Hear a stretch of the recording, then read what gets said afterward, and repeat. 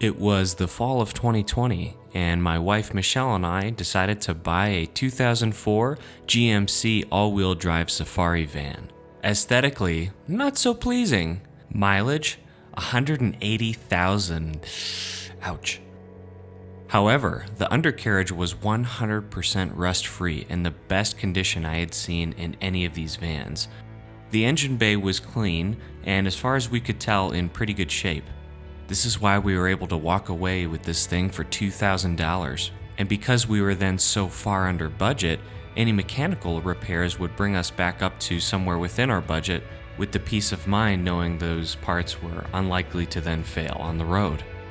We then spent our weekends the next 5 months designing, stripping out, and building our very first camper van. What we came away with was something simple, reliable, and within our budget. World, meet CAMPION.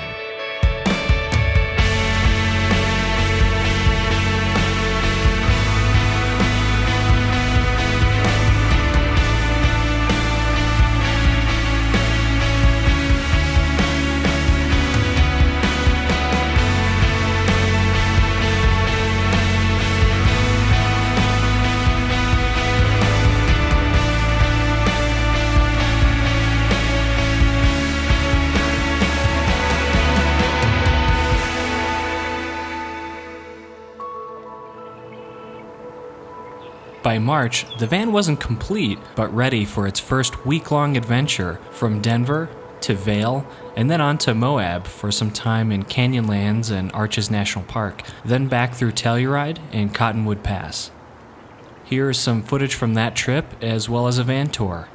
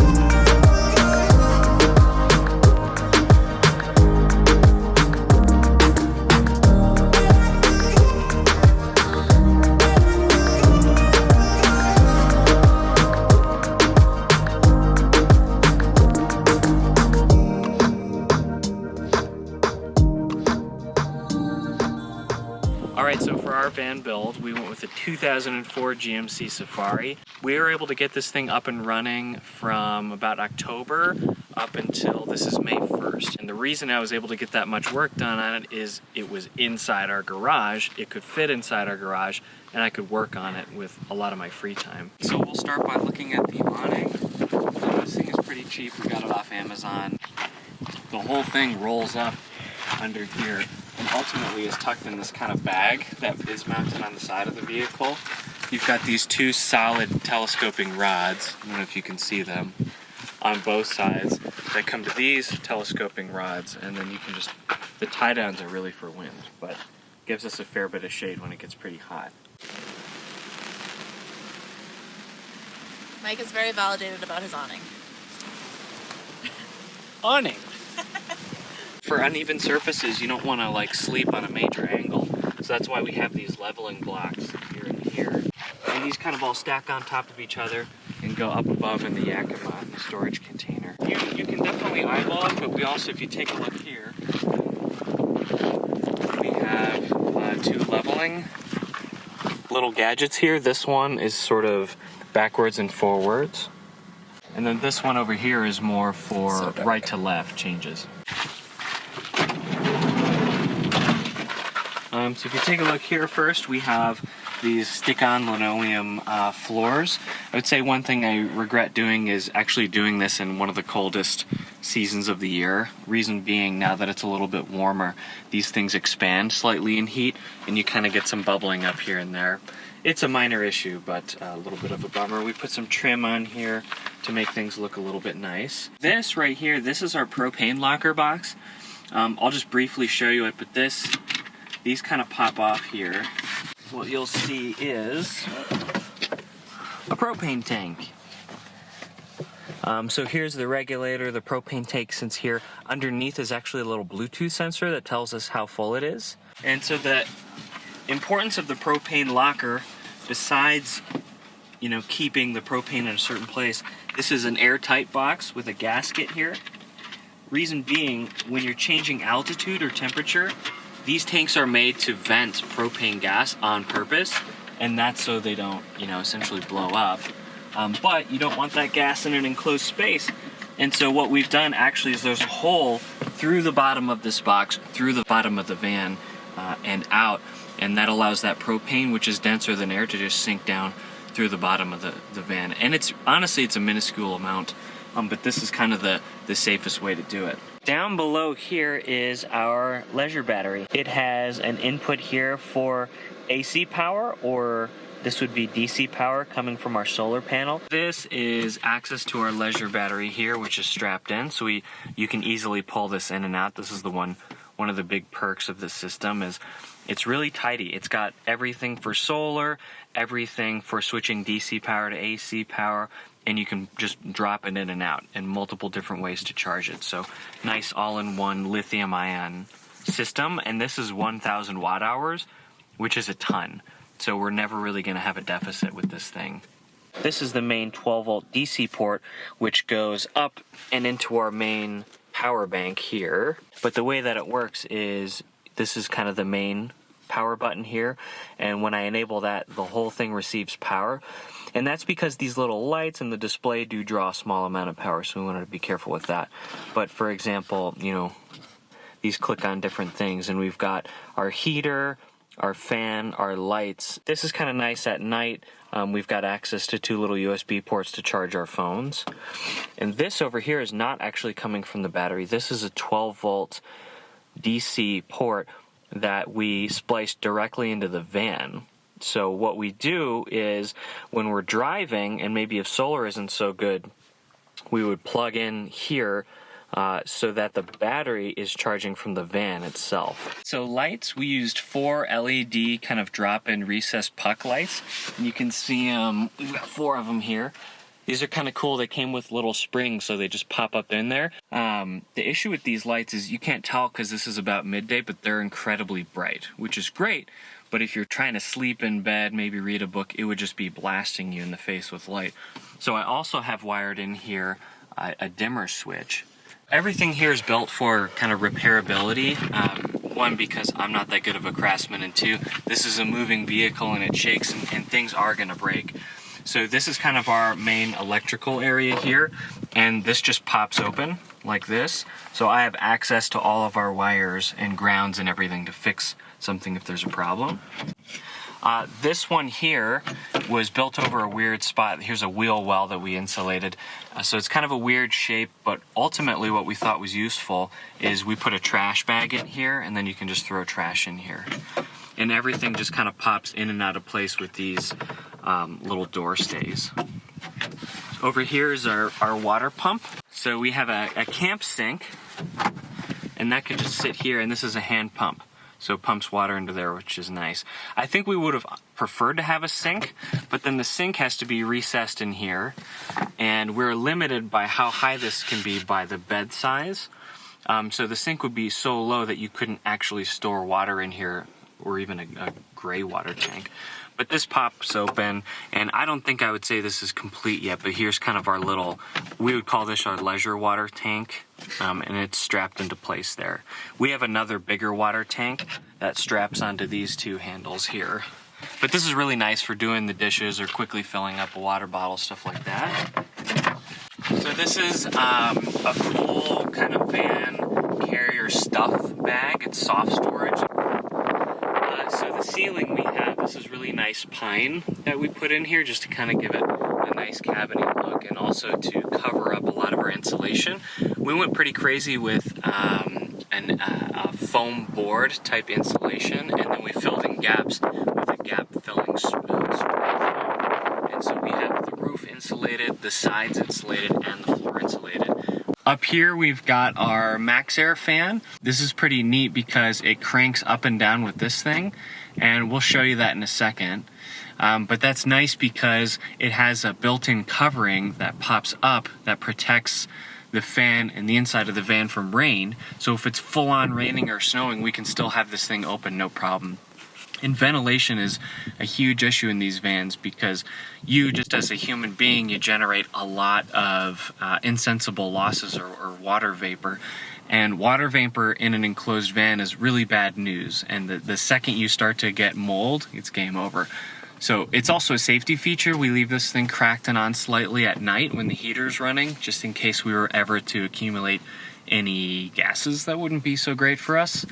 And then a really cool feature of this one, this isn't even one of the fancy ones, but you can turn the fan to blow or to pull air out. And for the most part, you're pulling air out and then pulling air from a cracked window, etc., to keep heat out of here. But this has a little button here that says hold to set 78 degrees. And so what we'll do is when we're out for the day in the desert doing a hike, what have you, this is enabled and the fan is off, but if it senses it's getting above 78 degrees, it's going to kick on and pull any warm air out to keep this van nice and cool during the day. And this is powered almost entirely in the middle of the day from solar, so really no losses from our battery. Here's the back of the van. We've got these two Dutch doors, which I honestly hate. I don't understand the purpose of them. One of the things is when we bought the van too, we were missing a piece here that kind of holds these in place. So if it's a windy day, these things flap around and you really can't leave them open. It's annoying. We put some paneling on here, but in the future I think I might make some type of a fold-out table. If I can figure out how to secure these doors, that would be cool. I'll draw your attention to our heater. This is called a Propex heater, and honestly, this was one of the easiest things we installed, and I think Michelle will agree with that. But this here, we did a custom job here with copper tubing up to our propane tank. Comes back, hooks in, and the way this works is that it actually draws in air from underneath, which I'll show you later. So it's going to intake air from underneath the van in a separate location, combust it, heat up an element in here, and then discharge exhaust gases out here. So this is how we really avoid any risk of carbon monoxide exposure. So the way that this thing cycles air in is, if you come in and look close, this is our intake. So it takes cold air, brings it in, heats it up, and then exhausts air out through here. And this is our vent. The only kind of bummer about this is that the hot air, we try to direct it this way, but it's underneath the bed in the night, which seems to be fine for us, honestly, but it would be nicer if that was more centrally located. We were very much limited by where we could drill through the bottom of this van for those intake and exhaust gas pipes, and that's just because this is a small van and they have a ton of stuff crammed under there. So this heater had to go right here. I could wall this off later and make it look prettier, but I like having access to it just in case I need to fix something. So for the heater then, we have routed up here, this is the thermostat. A lot of different Propex models don't come with a thermostat, they come with a knob, but the thermostat is awesome because what you can do is you can go to bed, set it at a temperature, and then this thing only kicks in when it needs to. So like, especially in the desert, it's pretty hot during the day, we definitely don't need it on, but I also don't want to wake up cold in the night to have to turn it on. So we just set it to like 67, 66 degrees, and this thing will just kick on its own and keep it right there. Here's our campsite. We have a butane cooktop here. It uses, if you haven't seen them before, these little canisters of butane, and that's really nice because it keeps the whole package a bit smaller and it gets super hot. We've got some bacon going. Michelle, what are you making? Coffee. She's using the Jetboil to make some coffee. We got a little French press attachment. We've got our camp mugs, and this is kind of our mess kit here. We've got spices and different little pots and pans and stuff, and backup butane.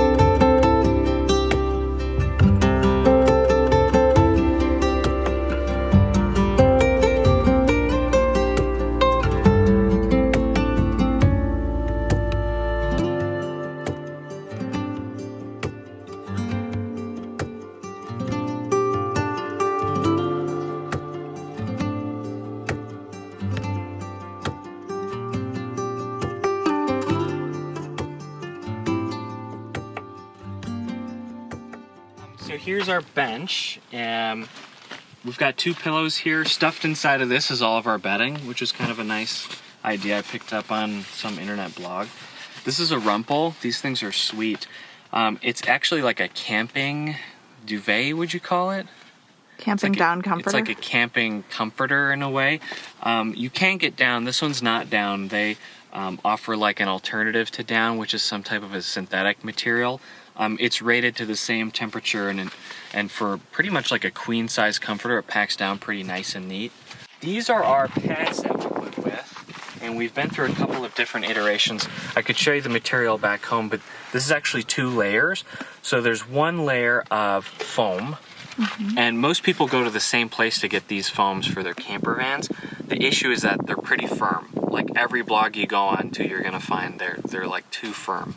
But you also can't have them too thin either, or you're bottoming out in your bed, meaning if you're like leaning on an elbow or something, you're gonna be hitting the bottom of the bed. So ultimately we chopped off half of that and put one of those mattress toppers that's a little cushier.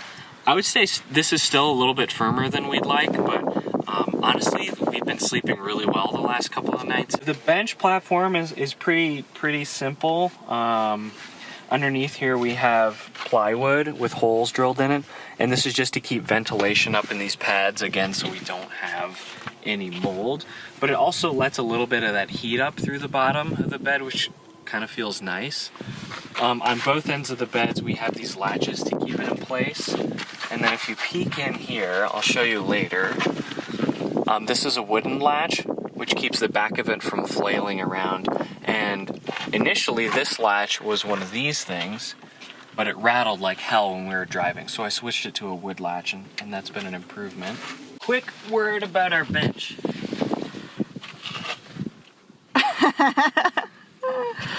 This is a huge bummer, but everything in this van has been a compromise, and we had to kind of start with what do we really want. And what we really wanted was to sleep comfortably and well when we're out camping. Really, that was it. Everything else was extra and bonus. So 1, we knew we wanted a heater because, again, in these desert alpine climates, the temperature fluctuates a ton. So even in like mid-August when it's really hot, it drops pretty significantly. 30 to 40 degrees. And you can buy really nice sleeping bags, etc., but you still get pretty cold. So the heater, that was 1. And then number 2 is we wanted a huge queen bed, which we'll show you when this thing folds out. So because we wanted a big bed, that means we had to deal with these wheel wells on both sides. And so the bed, if we wanted it to be even close to queen, it needed to at least be above the wheel wells. So that kind of is the set point for how high the bench can be to begin with. And then you lose a little bit here and there. Like we probably lost maybe 2 inches off the bottom of the van with our insulation, but also we have some framing in there to screw into to keep everything really secured. And then maybe about 1 inch or so off the ceiling as well. So that makes for a very, very difficult to sit in bench. But for the most part, we're not really chilling inside of this thing. It's not built for that. We're kind of hanging out outside around it. But we have had a couple of rainy days, and one thing you can do is you can just lay down on the bench. That's fine. The bench is also, it's kind of nice to like get your shoes on and off and get dressed during the day. It's not that bad. And then you can also take these pads, and they fit perfectly right in this galleyway here, and you can set up right there if you want. Lastly, I think we'll show you later, that front right passenger seat, I bought a swivel plate for it, so that swivels around and really opens up the space, and you can sit up right in that. One word about swivel plates, make sure you get the DOT approved ones. There's a lot cheaper options, but they're not DOT approved, and that means if you were ever in an accident, it's possible that your chair could snap off and send you through your windshield. So make sure you pay that extra money and get the DOT approved safe ones. For safety, again, we've got propane gas in here. Propane gas is actually a lot safer than most people think, but one thing that can happen is if anywhere along that line you were to spring a leak, hopefully, number 1, you'd smell it because there's an additive in the gas. But just in case, we bought a natural gas detector, which sits kind of down behind here, and this is on anytime the gas is on. And that's because propane, it's not necessarily toxic to you, but what it can do is displace air. And so you could theoretically asphyxiate if the cabin filled up and we were asleep. The other thing which we should have mitigated for already would be carbon monoxide. So we've got a dual carbon monoxide detector here, but also a smoke detector. And then below the passenger seat, you can't see it, but we have hidden a small fire extinguisher. Michelle, one of the awesome things she did for us is she made these custom window covers, which she'll demo. And so it's a layer of Reflectix and a layer of other fabric. So it serves two purposes. One, on hot days, it reflects out the sunlight, keeping the van nice and cool on the inside. Obviously, it also gives us some cover and privacy when we're sleeping. And then probably just a little bit of insulating properties there as well because that's thick. And she came up with this neodymium magnet system with little pouches, and they just clip onto the metal. So pretty easy to pop in and out. All right, so power, I already alluded to the fact that we have solar. If you take a look up top, you'll see we have one 200-watt solar panel. We're a little limited in the space on the roof of the van because we wanted to fit the max air fan, we wanted to fit the carrier, and so instead of having like two 100-watt, I sprung for the slightly more expensive 200-watt panel. That doesn't mean we get 200 watts all the time. That would be in absolute ideal conditions. But for the most part, what I can say is we typically get at least above 100, which is very, very good and keeps us topped off every day. Probably through a full day use and overnight, without solar, the battery drops from like 100% down to 70%, maybe at the worst. That's with the fan running, the lights, the heater. But this thing tops off very fast within a couple of hours via solar. So you have two main options when it comes to buying a solar panel. One option is called a monocrystalline panel and another is a polycrystalline. Polycrystalline is more flexible, but the trade-off is it's a little bit less efficient. So the flexibility would have been nice because that means you can just nicely flush mount it to the top of your vehicle. But we really wanted that efficiency, so we went with the monocrystalline panel. But what that means is potentially you could have a panel flapping around at highway speeds. And so I found essentially a sunroof fin, and the fin directs air up and over the top of it when we're at highway speeds, so that thing is nice and secure. This thing's pretty cool. It's called a cassette toilet. So the bottom part actually separates from the top and is completely sealed off, so it makes it easy to dump out and clean. This thing kind of opens up into a bottom compartment, and you put these little packets of like bacteria and deodorizing stuff that kill everything. And it even flushes too, check it out. Here that runs around. So here we opted for kind of a cheap fridge. You've probably seen in some nicer van builds like the Dometic fridges. Those are extremely expensive. For something about this size, it'd be like upwards of $1,000. This was how much? $200. This was like $200. So it's not the nicest. We felt it struggled early on when it was fully packed, but otherwise it's been really nice. So the plug back here comes into our leisure battery, which I'll show you later, but can also plug into a 12-volt DC port. So this is a look inside. This was also like the only one with the specs that would allow it to kind of fit in between our seats. So it's a little tight in there. But it really does the job. Everything is cold, nothing gets wet, we don't need to keep replenishing ice. It's been great.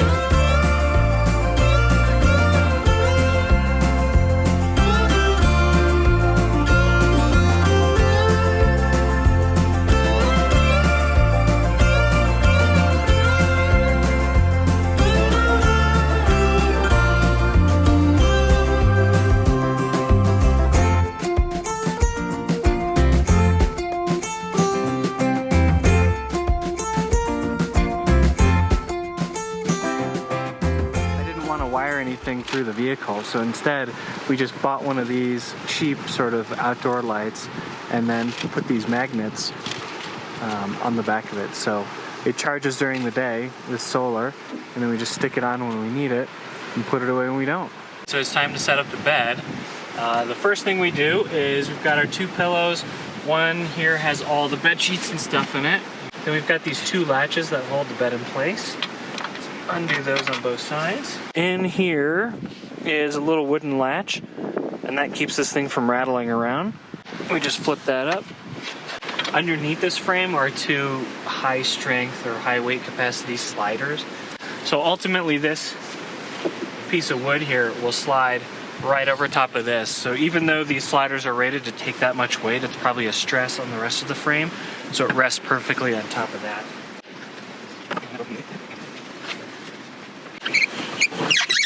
Keep going. So right here, this panel is reinforced with these little L-shaped brackets that are aluminum, so they're really lightweight, but give us a lot of reinforcement, so it's not going to flex a lot.